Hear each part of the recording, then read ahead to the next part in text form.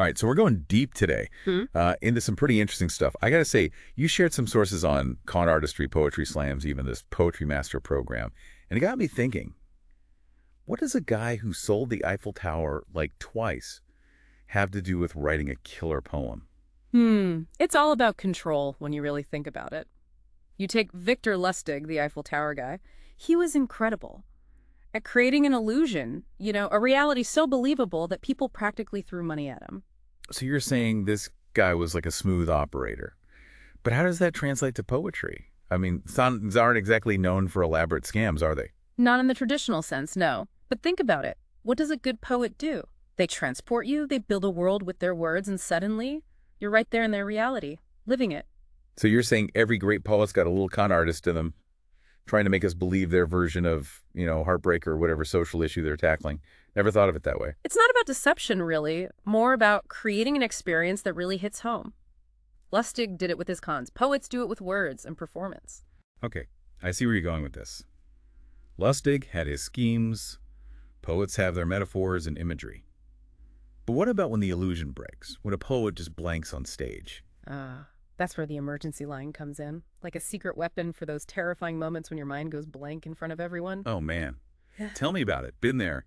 It's not pretty. The sweat, the stammering, desperately trying to remember what comes next. It's like your brain just takes a vacation at the worst possible time. Exactly. But instead of panicking, the emergency line helps you take back control. You acknowledge it, maybe turn it into a joke, or even ask the audience for help. So instead of hiding the flub, you just kind of roll with it. Isn't that kind of risky? I mean, what if people think you're just not good at what you do? It's about confidence and self-awareness. You're not pretending nothing happened. You're turning a potential disaster into something memorable, like Lustig. Even when they caught him, he still managed to control how the story was told, spun things to his advantage. Okay, so you use the unexpected moment to your advantage. Like Lustig using that suitcase full of fancy clothes to distract from his counterfeit cash. How exactly does this emergency line work? Give me an example. Let's say you completely forget your next line. Instead of freezing, you could say something like, "Well, folks, seems I've misplaced my train of thought. Anyone have a spare rhyme they could lend me?" That's actually pretty smart. You're not just acknowledging the mistake. You're Yeah. getting the audience involved. They're in on it now. They want to help you get back on track. Exactly. It's about turning that weakness into a strength, making a connection you wouldn't have otherwise. I'm starting to see the power in this. So by looking at a con man like Lustig, we can learn about stage presence and captivating an audience, even when things go wrong. That's pretty wild. It all comes down to understanding how to persuade people, how to connect with them, and make them believe in what you're presenting. So whether you're selling a fake money printing machine or trying to move people with your words, it's about mastering the art of the sell. You could say that. And this Poetry Master program you mentioned seems to dive into these techniques, giving you a way to build compelling stories and deliver them with impact. So this Poetry Master program, it's not just about rhyming and pretty metaphors, right? We're talking about something more strategic, something that helps you tap into that Lustig level charm and confidence. It seems to be about building those core skills, crafting a narrative, connecting with your audience, even handling those blackout moments with grace and humor. So it's about empowering yourself, becoming more aware of how to construct a story, control the information, and ultimately influence how your message comes across. That's like learning to be a master manipulator, but in a good way, obviously. The ethical implications are definitely something to think about. Yeah, ethics, because who hasn't thought about pulling off some awesome con? But Yes. I guess there's a difference between understanding these techniques and, actually swindling someone out of their life savings. Absolutely. It's about responsibility. You learn to pick a lock. You could break into a house, or you could be a locksmith and help people. So with poetry, we're using these con artist techniques to make the performance better, to really connect with people, not to trick them or anything. Right. It's about a story that truly resonates, using your words and your presence to create an experience that stays with people long after it's over. It's funny. We started with Victor Lustig, this almost larger-than-life guy who sold the Eiffel Tower.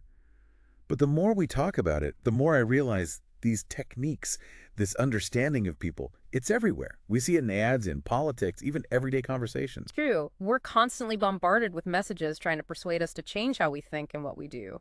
And understanding how those techniques work, it helps us be more discerning, more critical, you know? So it's like we're all in this game of persuasion, whether we know it or not. Yeah. And the better we know the rules, the better we play. Exactly. And that's where programs like Poetry Master come in. They give you that framework for understanding these principles and using them in your own creative work. Okay, so let's talk more about this Poetry Master program. Is it some secret society of wordsmiths, or can anyone join? From what I've seen, it's made to be accessible to anyone who wants to get better at storytelling and performing. The source mentions it covers a bunch of stuff, from crafting stories to mastering stage presence. So it's not just for poets then? It seems like what they teach could be used for any kind of communication, writing a speech, giving a presentation, even just being more persuasive in daily life. That's pretty cool. So what is it? An online course? A Excuse me? weekend retreat? One-on-one coaching? What's the format? The source mentions it's a 7-day program, and it looks like it's online. They even have it in English and German, so they're definitely trying to reach a lot of people. 7 days to poetry mastery. Sounds almost too good to be true, like one of Lustig's schemes. But hey, maybe that's the point, right? Learning to sell our ideas, our stories, with that same confidence and conviction. It's an interesting concept, and I think there's a lot to be said for investing in yourself, developing your skills, and pushing your creative boundaries. I'm definitely intrigued. We'll make sure to include links to the Poetry Master program in the show notes for anyone who wants to check it out. But before we wrap things up, there's this one story about Victor Lustig I just have to tell you about. It involves a money printing machine and a very gullible Texas sheriff. Ah, yes. The broken machine. A classic example of Lustig playing on people's desires, their willingness to believe in something that's just too good to be true. So the story goes, Lustig convinces this sheriff to buy a machine that can supposedly print perfect counterfeit money. But of course, there's a catch. The machine is broken and only Lustig knows how to fix it. And the sheriff, blinded by the thought of easy money, he completely falls for it. He pays Lustig a ton of money for the machine and then spends weeks trying to get it to work. I can just picture this guy hunched over this thing, feeding it paper and ink, hoping for a miracle. And all the while, Lustig is probably off on some beach somewhere, laughing all the way to the bank. Not exactly. It seems the sheriff eventually found Lustig furious that the machine wasn't working. And you know what Lustig does? He hands the sheriff a single counterfeit $100 bill and says, the problem isn't the machine, it's you. You're just not using it right. Wait, really? That's crazy. And even crazier, the sheriff actually believed him. Apparently, Lustig walked away with another $10,000 and probably feeling pretty smug about it. It shows how well he understood people, his ability to shift the blame and stay in control even when he was caught lying. Wow, that's both hilarious and kind of scary. Makes you wonder how often we fall for stuff like that in our own lives. Are we all just gullible sheriffs waiting for some smooth-talking Victor Lustig to come along? That's a good question. Maybe it's not about being gullible, but about realizing that we all have weaknesses, things we're blind to that can be used against us. The important thing is to think critically, question what we're told, and be careful about promises that seem too good to be true. Like they say, if it sounds too good to be true, it probably is. Exactly. And in a world full of information scams and manipulation, being able to see through that is more important than ever. So what's the lesson for our listeners today?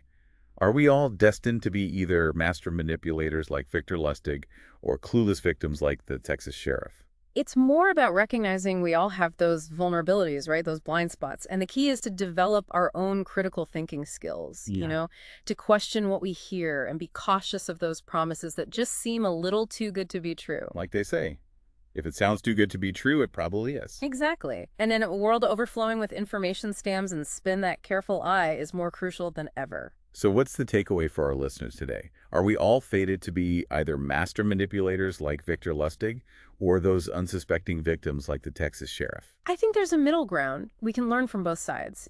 Study those persuasion techniques, not to trick anyone, but to understand how they work, how they affect our own perceptions and choices. So it's about giving ourselves the power. Right. Becoming aware of the forces at play and how we communicate and tell stories. Precisely. When we understand how narratives are built, how emotions are used, we become smarter about the information we take and better critical thinkers and maybe even better communicators ourselves. This has been an amazing deep dive. We went from selling the Eiffel Tower to stage fright to the very nature of truth and how we see things. It's been fascinating, hasn't it? And it all comes back to that idea of control. Whether it's con artistry or poetry slam, it's a powerful tool. one that can be used for good or bad.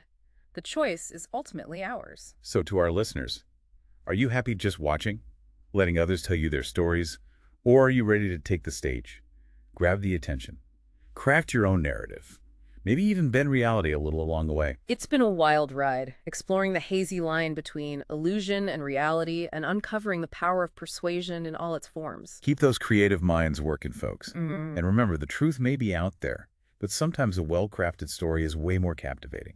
Until next time, keep questioning, keep exploring, and let those stories flow. Stay curious, my friends.